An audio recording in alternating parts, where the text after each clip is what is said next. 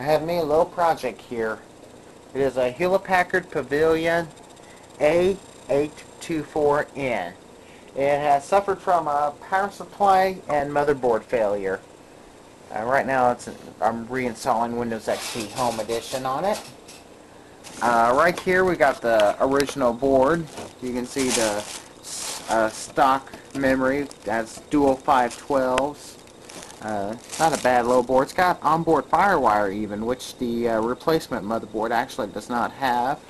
Underneath this giant cooler master, which is not original, I had to put that on after the stock heatsink broke, is a P4 3.0. There's a firewire port. A lot. For micro ATX, they've loaded this puppy up.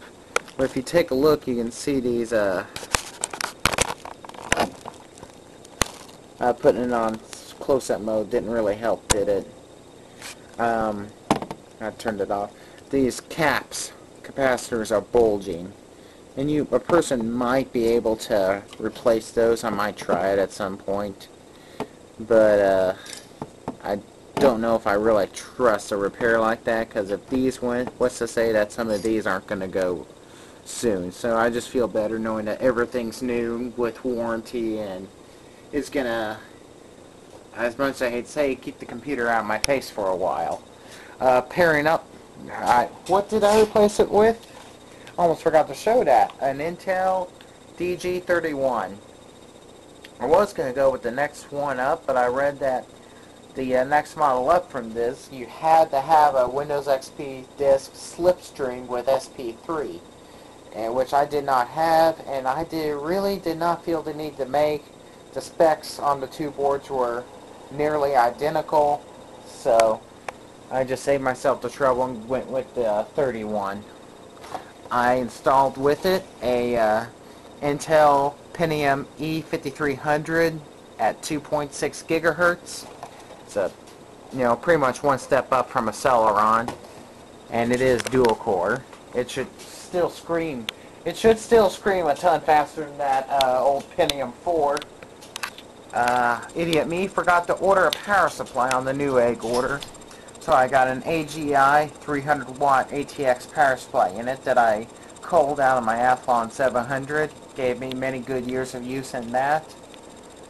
And it was not the original power supply with that machine either. And so I've got this installed. The stock HP was a Bestech at 288 watts. Isn't Bestech, doesn't that sound like a brand name you can trust?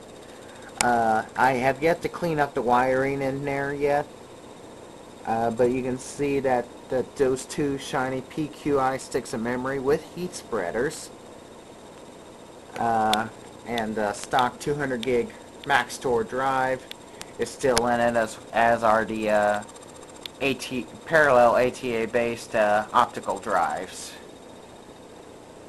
I will say, if you're going to rebuild one of these, oh shoot, I dropped my camera. That DG31 motherboard was almost too easy to install.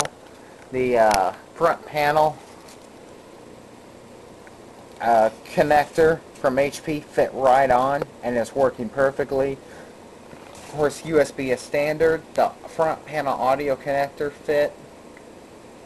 Don't know if that works yet, because I'm still installing Windows. Oh, and it's waiting for me now. So I need to get that. I'll have to cut this short so I can get to that. But this is just what I'm working on right now for some friends of mine.